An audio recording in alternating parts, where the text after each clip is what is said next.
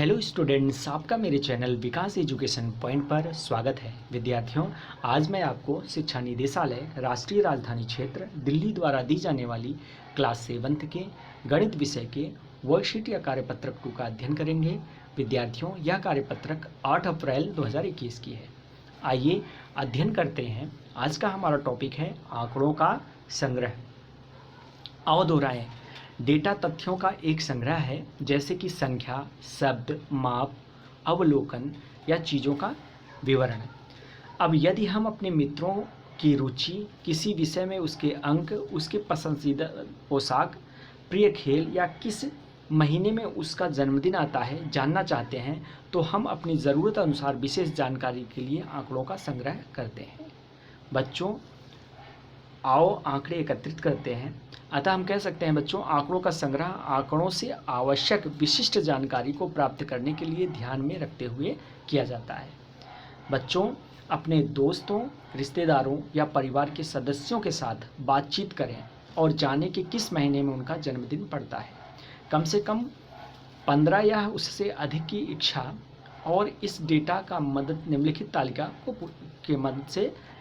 को पूरा करना है। आइए बच्चों देखते हैं इस तालिका को। जैसे यहाँ पर दिया गया है बच्चों, महीने का नाम है, व्यक्तियों की संख्या है, महीने का नाम, व्यक्तियों की संख्या है।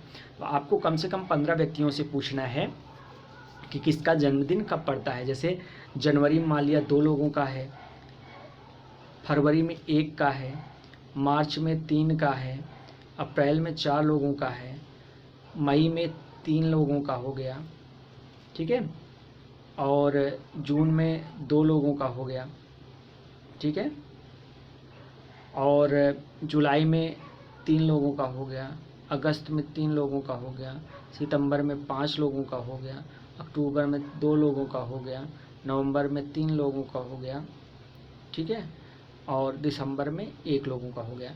तो इस प्रकार से आप देख करके, मतलब ज़्यादा से ज़्यादा जितने लोगों से संपर्क करके उनके जन्मदिन को पूछ करके इस तालिका को इस प्रकार से फिल करना है। ये तो मैंने आपको एक तरीका बताया है, आपको स्वयं इसको करना है, ठीक है। उदाहरण देखते हैं। 7वीं की कक्षा के 20 छात्रों की हॉबी इस प्रकार से हैं। इसमें लिखा गया है बच्चों, इस प्रकार से RWSSS, WWRWRRSR, WSSRSSS। तो हॉबी है, तो इसमें देखिए R का मतलब पढ़ना है, W का मतलब लिखना है और S का मतलब गायन है। तो पढ़ने वाले बच्चों की, छात्रों की संख्या कितनी है? 6। तो पढ़ने वाले में क्या, पढ़ने में R है, तो 1 2 3 4 5 और 6, ठीक है। ऐसे लिखना 5 लोगों का है तो लिखना में W है, तो 1 2 3 4 5 ये हो गया। ऐसे गायन में बच्चों, गायन में 9 है तो शेष जितने बचे वो गायन हो जाएंगे। तो S गायन से है, 3 हो गए, 1 2 3 4 5 6 7 8 9, तो ये गायन के हो गए 9, ठीक है। तो स्कूल कितने हो गए? टोटल 20 हो गए। इस प्रकार से करना है। चलिए अब अभ्यास कर लेते हैं बच्चों। 10 लड़कियों की ऊंचाई सेंटीमीटर में मापा गया था और परिणाम निम्नलिखित थे: 135, 150, 139, 128, 151, 132, 146, 149, 143 व 141। तो सबसे ऊंची लड़की की ऊंचाई कितना है बच्चों? 151 है। सबसे ऊंची जो है उसका 151 है, तो लिख लेंगे, ठीक है। और सबसे छोटी ऊंचाई 128 है, सबसे कम जो इसमें है 128 है। और अब सबसे छोटी लड़की की ऊंचाई से, सबसे छोटी लड़की की ऊंचाई से छोटी लड़की की ऊंचाई घटाएं।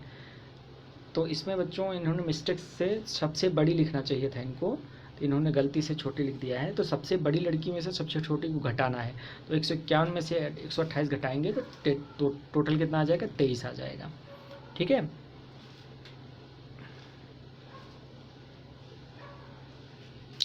बच्चों, अधिकतम से न्यूनतम घटाया जाता है। यहाँ पर देखिए, छोटी से छोटी नहीं, छोटे से छोटी क्या घटाना, हमें क्या करना है? अधिकतम जो सबसे बड़ा है 151 से 128 को घटाना है।